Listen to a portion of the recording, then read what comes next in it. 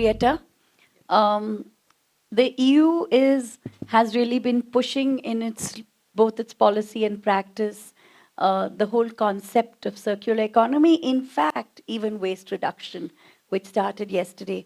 And I do want to flag that we have here Laurence Hughes from Paris, from the third arrondissement, and they've also been implementing a lot of those ideas very innovatively. So I'd really be interested, and I think all of us are really interested in learning about how is the EU, with its really fairly high consumption levels, how are you really looking at waste reduction in particular? So in the EU, we adopted in 2015 something we call the Circular Economy Package, which really looks at, now you asked me specifically about waste, but what I would like to talk about is that what we're really trying to do is to look at all the sectors. So we look at from extraction of raw materials to the production of things, to consumption, to waste management, and then to really getting the resources back into the loop. And again, as I fully agree with what was said, that there are a number of circles, but this is one of the primary circles that we really try to look at all of these things. So. And I would like to just give some examples of what this means in Europe. So we identified a number of priority sectors that we need to look at. I mean, of course, the EU is very heavily dependent on import of resources, and there are a number of really specific sectors for us that we need to look at. Plastics, of course, is one of them, as also here in India, that we look at very much with very much attention. We have also banned the use of single-use plastic, so we're very much on a similar lines here. In terms of other sectors, we're also looking at food waste, which is a big issue in the EU. We're looking at critical raw materials, so raw materials where we are heavily import dependent and that are critical for our economy. We're looking very much at construction and demolition waste, which we've also looked at together with India, and also on bio-based products.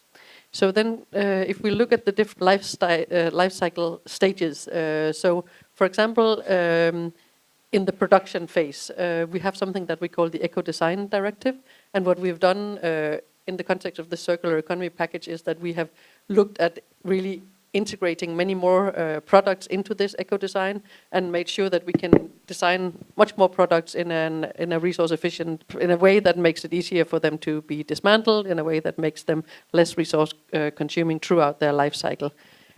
We've also looked at what we call BREFs, which is best reference document for best available technology, which is document for our industry to show really how can they produce things in a better and more resource efficient way.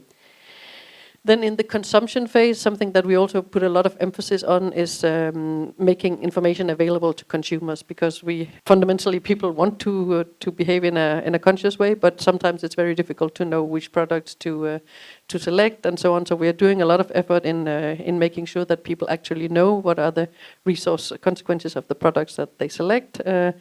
And we are also trying to overcome issues related to greenwashing of certain products, which unfortunately is also an issue.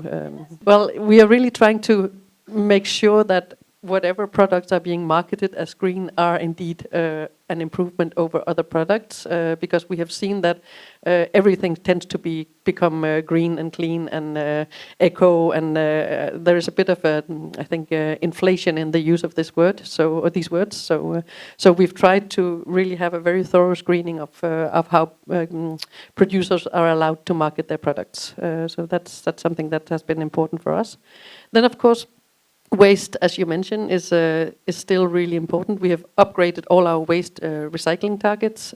So we have now a target of 65% recycling of municipal waste by 2030, and reduction of so that we only landfill 10% of waste, and which is something that's difficult to achieve, especially as you mentioned. We have a lot of difference between our different member states.